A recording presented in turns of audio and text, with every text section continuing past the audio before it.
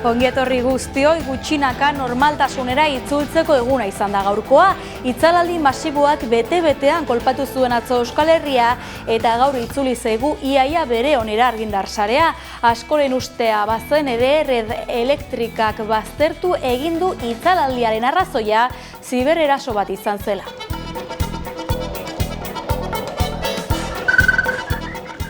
Garraio publikoa izan da atzoko itzalaldiak gehien kaltetuetako sektoretako bat.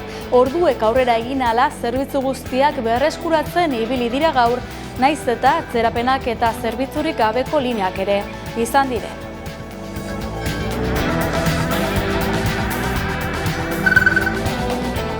Ondo erantzun diote Euskal Herriko osasun sisteme krisiari. Jakinarazi dutenez, Osakidetzan eta osasunbidean ez du aparteko arazorik eragin asteleheneko itzalaldiak.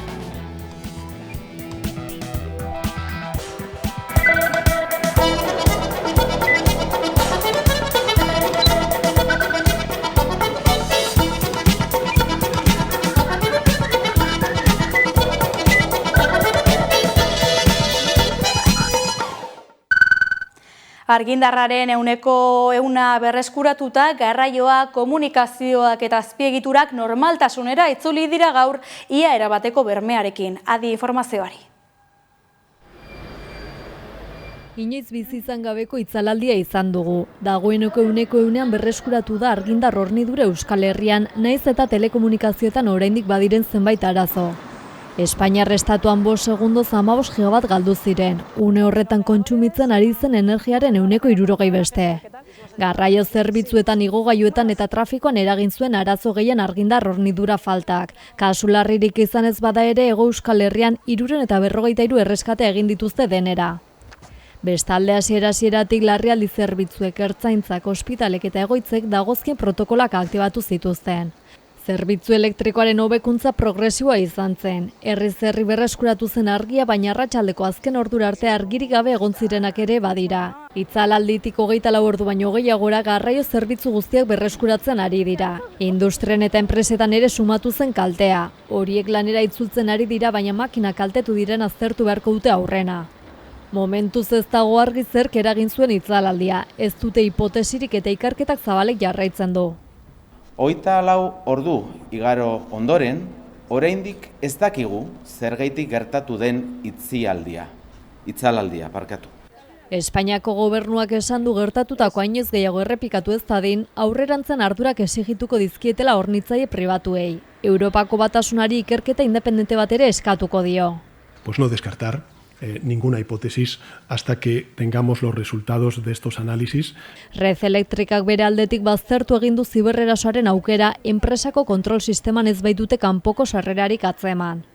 Itzalaldian paralisia eta kaosa zirudiena normaltasunera itzultzen ari da. Nafarroako gobernuko lehendakari Maria Txibitek eta Jaurlaritzako lehendakari Manuel Pradalesek esan dute alerta maila jaitsi dutela lehen fasera. Kudeak eta bere gain hartuko dute baliabide propioekin.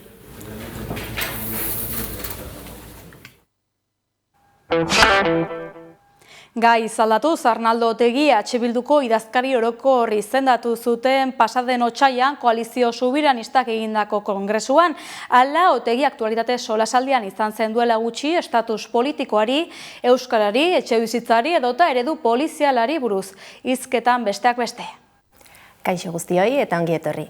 Aktualitateak ez du atsedenik hartzen eta beraz, gaurkoan ere, azken aste eta hilabetetako gai esanguratsuenei buruz arituko gara hizketan gaurko solasaldian. Eta horretalako, Amekako platoan daukagu Arnaldo Otegi, Bilduko idazkari orokorra. Arratsaldeon eta mila esker etortzeagatik. Arratsaldeon, mila esker zuei. Bilduk ez ezik, Euskal Herrian ordezkaritza duten alderdi nagusiek aldatu dute zuzendaritza, edo berretsi dute zuzendaritza azken hilabete hauetan. Aro politiko berri baten aurrean gauden seinale izan liteke hau? Uste dute mundu guztiak daukagula buruan gauza bat momentu historiko honetan. Momentu historiko oso berezi batean bizigea, bestea beste nazioarteko ordenuan kasgora dagolako, kapitalismoak eta neoliberalismoak eraman gaituen eredua krisian dagolako, globalizazioa krisian dago, eta Euskal Herrian esango nuke badagola faktore bat nire ustez importantea, Euskal Herria bere luze zabalean ulertuta, Euskal Herri osoa kontuan hartuta, eta da, 7 lurraldetan badago eztabaida bat, eta eztabaida hori da, dagoen egoera historiko honen aurrean eta ditugun erronken aurrean horri nola egiten diogu aurre buru jabeak ez bagera. Eta zentzu horretan esan nahiko nuke aro berri bat dagoela zentzu batean mundu guztiak kontziente delako aukera bat egon daitekela gure eskubide nazional eta sozialetan urrats bat egiteko. Egia da, EH Bilduk egin duela kongresu bat, egia da Eusko Alderdi Jeltzaleak egin duela Alderdi Sozialistak 3 probintzietan, Alderdi Sozialista Nafarroa garaian, baina nik esango nuke, zentzu batean renobatu direla hainbat eta hainbat zuzendaritza, eta uste dut denek daukagula buruan, aukera historiko baten aurrean gaudela, erronka historiko batzuen aurrean gaudela, eta zentzu horretan bai esan daiteke aro berri bat irekitzen dela, ez. Herri proiektuari buruz hitz egiten dugunean, ezinbesten ere estatus politiko berri baten eztabaida mahai gainean jartzen dugu, eta hor egon dira azken asteotan Aitor Esteban Euskadi Buru Batzarreko buru berriaren eta zure artean hitz elkar truke bat, medioetan eta beste hainbat tokietan, zuk anbizio nazionala eskatu zenien jeltzalei, Estebaneko orain presa sartu ote zaion EH Bilduri. Zer nolakoa da Euskal Alderdi Abertzalen arteko negoziazio aukera hori, estatus politikoari dagokionez? Orain aldaketa bat egon da Euskal Alderdi Jeltzalean bere zuzendaritzan, baina gu urte luzez mintzatzen gera ez bakarrik Euskal Alderdi Jeltzalearekin, mundu guztiarekin baditugu harremanak, eta nik uste dut, nik ez nuen hitz egin presata zinungo momentuan. Nik egiten dudan balorazioa da, momentu honetan Espainiar Estatuan badago gobernu bat, eta gobernu horren iraupen data gure eskutan ere badago zentzu batean. Hau da, gobernu hori ez da posible sustengatzea Espainiar Estatuan abertzaleen botorik gabe. Horrek aukera bat ematen digu, eta gainera ez da hori bakarrik, uste dut gobernu horretan badaudela nolabaiteko sensibilidade batzuk ulertzen dutenak arazo nazionalari irtenbide bat eman bartzaiola, ez? Izan Kataluniagatik, izan Euskal Herriagatik, izan Galizatik, eta bat. Ez dugu presataz hitz egiten dugu aukerataz. Eta esaten duguna da, aukera orain dago, zerbait egiteko. Zerbait egiteko ze zentzutan. Gure kanpamentu, oinarrizko kanpamentua, nolabait ere, gorago jartzeko. Ez da presa asunto bat, eta ez da EH Bilduren presa da, herri honek ditugun erronkei aurre egiteko behar ditu tresna berriak. Eta tresna buru jabeak zentzu handi batean. Eta, aukera dago orain lortzeko, guazen hori egitera, ez? Nik alata ere gauza bat komentatu nahi dut, eta uste dute askotan aipatu izan dugula, ez? Euskal Herria Bilduren filosofia da lan asko egin eta gutxi hitz egin, eta uste dut estatusaren, momentu honetan estatusaren inguruko eztabaida publikoan egitea eta komunikabideen bidez egitea ez dela oso ona. Guk esaten dugun bakarra da, herri honek behar du buru jabetza gehiago, bai. Aukera leiho bat dago, egon daiteke estatuan hori egiteko, bai, aprobetxatu ezagun. Buru jabetza eta herri proiektu horri helduta ere, kongresuan onartu zenuten ebazpenetako batean, proposatzen zenuten, behintzat, Hego Euskal Herriari dagokionez, lista bateratu batzuk, Espainiako Kongresu eta Senaturako eta Europar Batasunerako. Oraindik askori ere, kosta egiten zaie fronte zabal hori irudikatzea lista bateratu horietan, ez dakit zer esan zenezaken horren inguruan? Gure kultura politikoan nahiko normala den gauza bat da, ez?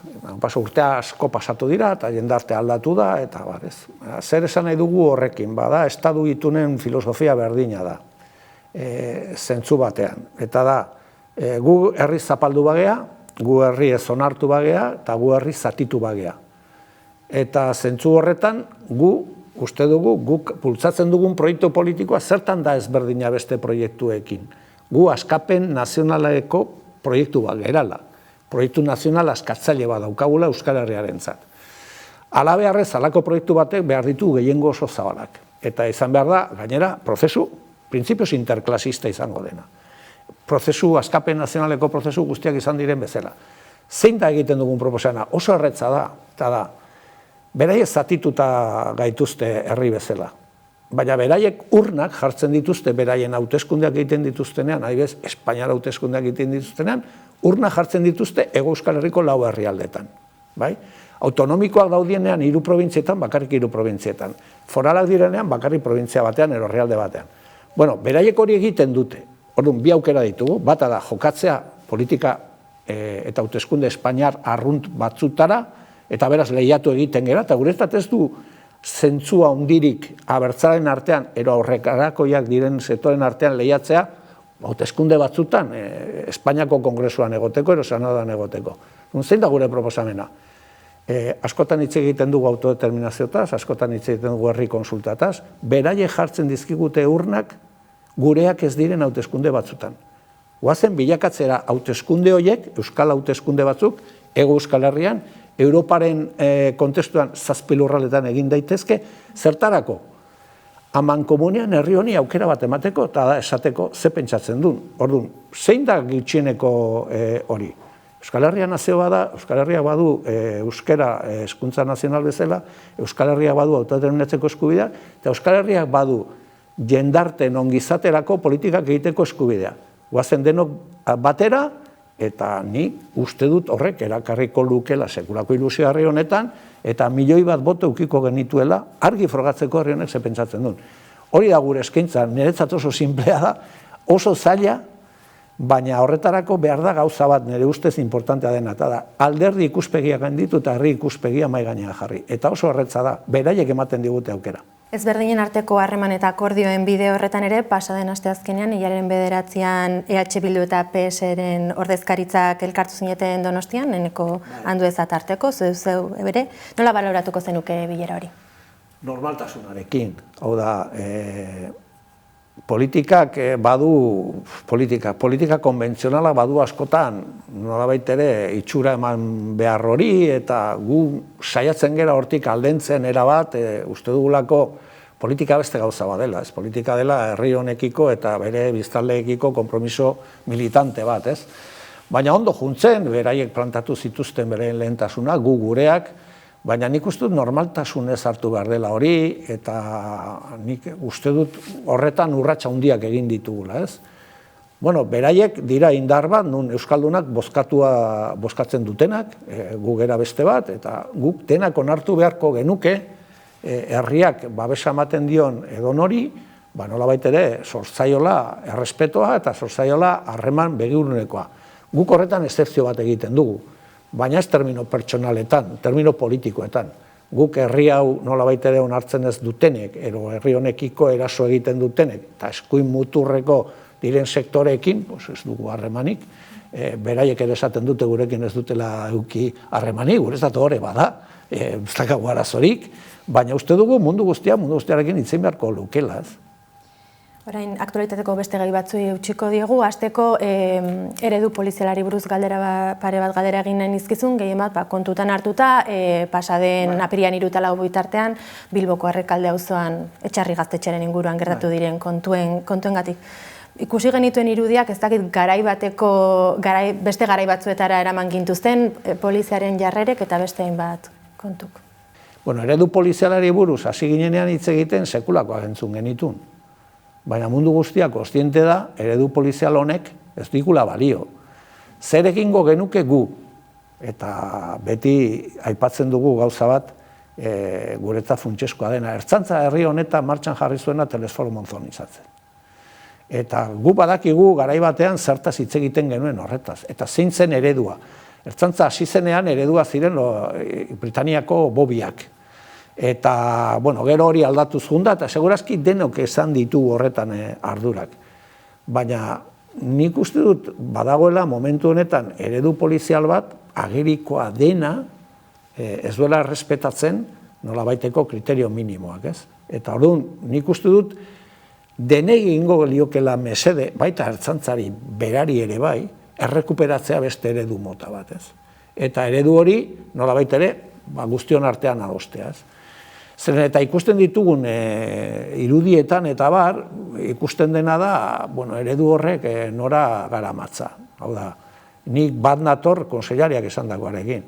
Berak esaten du, ertzaintzak legitimazioa du violentzia erabiltzeko. Hau, eztabaida luzea da, baina, bota ezagun horrela da, baina violentziari ezin daiteke indarkeria bilakatu. Eta gero eta nabarmenagoa da, hainbat eta hainbat alorretan, indarkeria bilakatzen dela, ez? Eta horri aurre egin behar dio herri honek, eta herri honek ere, bai foralekin, bai ertzaintzarekin, eta bai polizia guztiekin egin behar duena da, eztabaida lasai bat, esateko, gu ze polizia behar dugu, zer erronkei aurre egiteko. Eta eztabaida horretan, dispertsio elementu edo armei dagokienez, zer planteatu beharko litzateke, ze azkenean, Errekalden bertako auzotar batek barrabil bat galdu zuen, Amaia Zabarteren kasua daukagu, Xuarrena Tolosan ere, foam pilotak nahi gehiagizkoak dira, edo ertzaintzak beste formakuntza bat behar du horren inguruan, non dago horrekoa? Nik uste denetarik egon behar dela, hau da, nire ustez oso importantea da prebentzioa, eta besterik da, gero interbentzioa nola egiten diren. Hau da, pelota, balak ero ez dakit nola deitu. Hobeak dira pelota baino, bueno, depende, baina afera da zer metroetatik botatzen duzun eta nora botatzen duzun. Hau da, nunbait hor badago atzean beste motatako, zango nuke impulso batzuk, adibidez Tolosakoa. Osea, ja ez da eredu polizial bat, ja da zentzu arrunta. Osea, zu Tolosako, ez dakit zer ordu txikitan, kale bete batean, interbentzio polizial bat egiten baduzu, ez da ondo aterako. Ez da ondo atera, ezin da ondo atera. Orduan, nik uste dut behar dela zuhurtzi gehiago, formakuntza gehiago, eta gauza batzuk erabili behar balin badira, eta horretan eztabaida handia egon daiteke, nolabait ere oso neurtua izan behar da, eta gero formakuntza berezi bat behar da horretarako, hau da, zuk halako tresneria erabiltzen dezunean, eta bar, kontziente izan behar zera, horrek sekulako kalteak egiten ditula, ez? Eta ikusi dugu, anoetako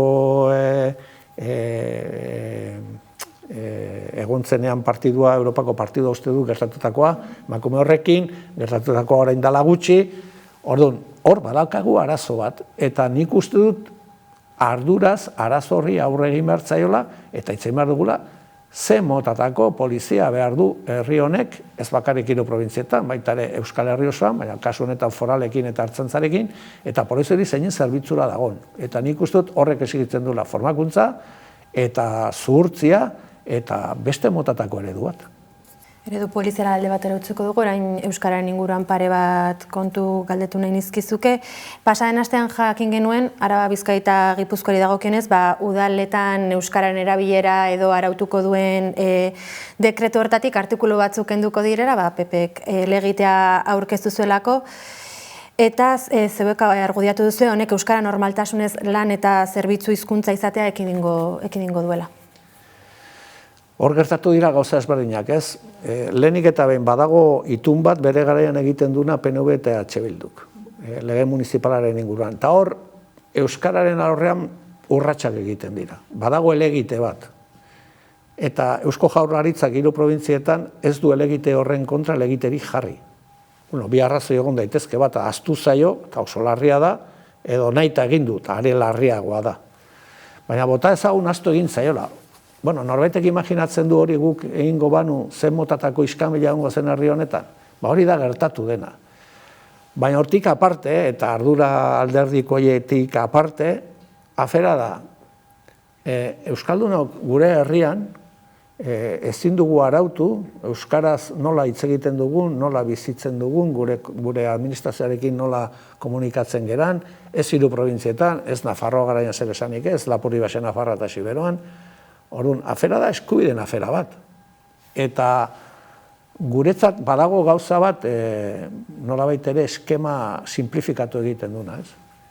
Zeintzu dira 5 pertsona Madriden, uste dut dena gizonezkoa dira gainera, esateko gu Elgoibarren udalarekin euskaraz mintzatu gaitezen ez.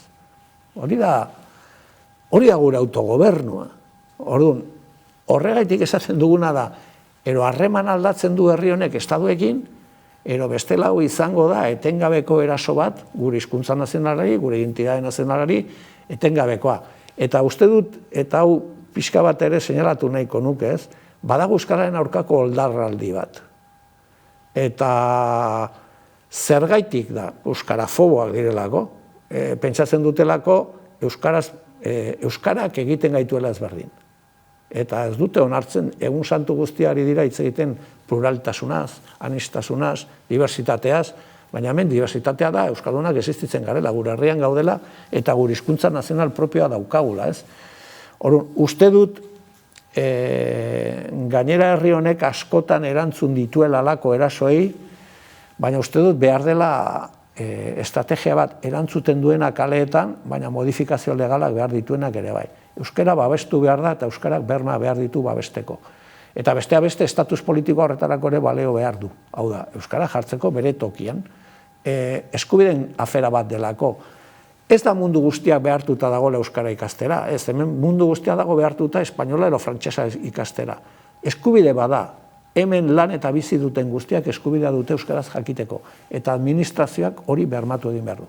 Astelen honetan Pradales lehendakariarekin izandako bilera, Amerikako Estatu Batuetako gobernuak ezarritako mugazergak ziren abia puntu. Nola babestu daiteke euskal ekonomia gizarte globalizatu batean bizi garen heinean, olako kanpo faktore batzuei aurre egin ahal izateko? Gu badaukagu eskala problema bat, ez? Baina lehen esaten ziguten, bueno, zuen proiektua Euskal Herria independiente egitea da, baina oso txikia da. Nizke orain Europa oso txikia. Arazoa da, momentu honetan nazioartean ordenu desordenu berri bat sortzen ari dela, Bigarren Gerra Mundialetik ona eraiki den arkitektura instituzional guztia pikutara jundela, harreman internazionala militarizatu egin direla, eta hau ez da gauza bat koiuntural, hau da, esango nukena da, sartu gara aro batean unau normaltasunez horrela biziko gara. Begiratu noraino, mundu guztia dago, pentsaten haber zetuit jarriko duen gaur Donald Trumpek ez dakiz 0 ordutan, zen eta gorrek mundu aldatzen du zentzu batean. Besteak beste, sektore batzuk oso aberatsak egiten ditu egunen batetik bestera. Poltsan jokatzen dutelako eta informazioa dutena badakitelako zer egingo duen. Bai. Gu nola babesten gera hortatik. Lehenik eta behin, herri honek nik uste dut historian zehar bere baliabideak ongi manejatu dituela, nola ere gauza eta erronka potoloi aurre egiteko. Nola babesten gera termino ekonomiko-sozialetan? Lehenik eta behin argi edukiz gure baliabide guztia jarri behar dela horretara. Babes hori mantendu egin behar dela. Guk ez dakagu eskalarik arantzelen aurrean ezer egiteko. Badaukagu aukerak gure enpresa eta gure tejido enpresariala eta gure langilegoa babesteko, gure tamainan. Baina nik uste dut, eta berriro proiektu nazionalaren inguruan mintzatuko naiz. Hemen behar duguna da galdera batzui erantzun. Lehenengo galdera da, gu jarraitu nahi dugu izaten herri industrial bat, bai ero ez. Eta nire urantzuna eta urantzuna da, bai. Babestu behar da herri industrial bat izatea. Hortik erakartzen dituelako eskubide asko, ongizate maila asko, eta bar. Horretarako enpresa horiek arraigo auki behar dute. Eta hemen gu daukagun inpresioa da, egin dela politika ekonomiko bat, administrazio publikoa jartzen zituen baliabideak, infrastrukturak eta bar, pixkat gu deitzen genion ekonomiaren singapurizazioa. Gero etorriko dira fondoak, etorriko dira besteak, enpresak antolatu dituzte, enpresak erabiliko dituzte, enpresak eramango dituzte, enpresak itxiko dituzte. Hori ez da gure eredua. Gure eredua da industria eredu bat, herri honetan sustraitua dagoena, eta herri honekiko konpromisoa duena. Eta uste dut hori dela guretzat dagoen helduleku bakarrenetariko bat. Hau da, finanziazio mailan horretan jarri arreta, eta bigarrenik, sustraitasunean jarri arreta. Hau da, herri industrial bat gera gure proiektu nazionalean egin nahi dugulako herri industrial bat, ero industria pisu hori ukitzea. Eta zentzu horretan, eukiko ditugu sekulako zailtasunak, baina hau bai izan behar dela herri esfortzutik egindako nolabaiteko herri proiektu kolektibo bat. Luze hitz egin genezake guztionen inguruan, baina gaurko hemen utziko dugu elkarrizketa. Arnaldo Otegi, mila esker etortzeagatik. Zuei, mila esker. Politika arloan segiz, Donostiako udaleko udal talde guztiek PPk izan ezik ohiko mozio bat sinatu dute Lantxabe auzo elkarteak bultzatuta Espainiako gobernuak Lakumbre jauregia esku aldatzeko eta eraikina ahalik eta lasterren Donostiako udalaren esku uzteko. Hilaren 30ean osoko bilkurara eramango da, onar dezan. Donostiako udaleko udaltalde guztiek PPk izan ezik ohiko mozio bat sinatu dute Lantxabe auzo elkarteak bultzatuta, Espainiako gobernuak Lakumbre jauregia eskualdatzeko eta eraikina ahalik eta lasterren Donostiako udalaren esku uzteko. Hilaren 30eko osoko bilkurara eramango da onar dezan. mozio horren justifikazioan azpimarratzen denez, memoria demokratikoaren legeak Donostiari zuzenean eragiten dion xedapen badauka.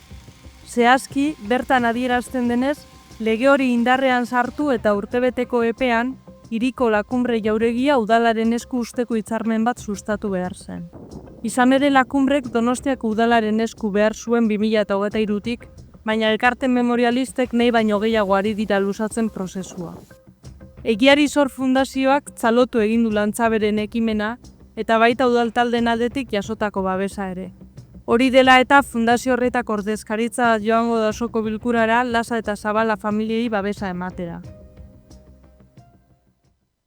50 urte bete ditu Arabako San Prudentzioko danborradak, modu berezian ospatu dute, ikusi.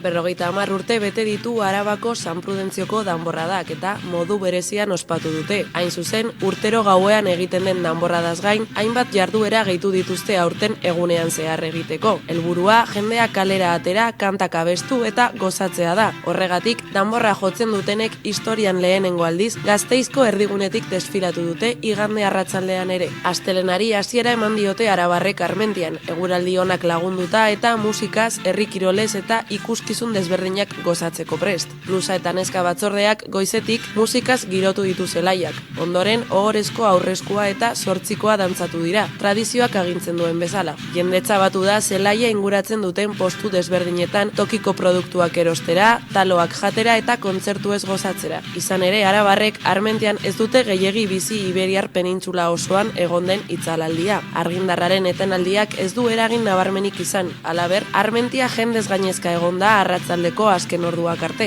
1975 urteko apirilaren 27 gauean egin zen lehenengoz danborrada Gasteizen. Elkarte gastronomikoak afaldu eta ondoren kalera irten ziren Gasteizko kaleak girotzeko. Urte horretako upel eta danbor jantziak Donostiako danborradak utzitakoak izan ziren. Hurrengo urteetarako berriz diputazioak erosi zituen. Gaur egun 350 pertsona baino gehiagok parte hartzen dute ekitaldian.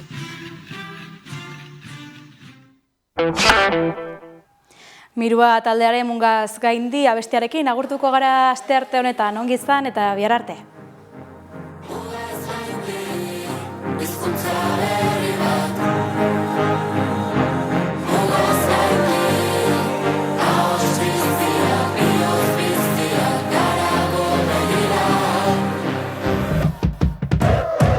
Deabru bat aurrean, muda hotxakatean, eta esku artean, ispilu ilun bat.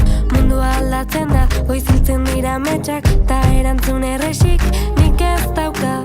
Gauzak ezaiak jartzen direnean, ez dakit nola esan. Daki danak balio ez didanean, behar dut garrasi hau.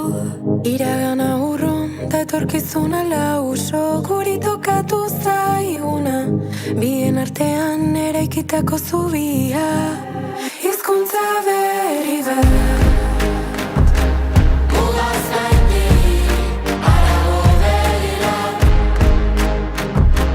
Mugaz gaindi, hizkuntza berri bat.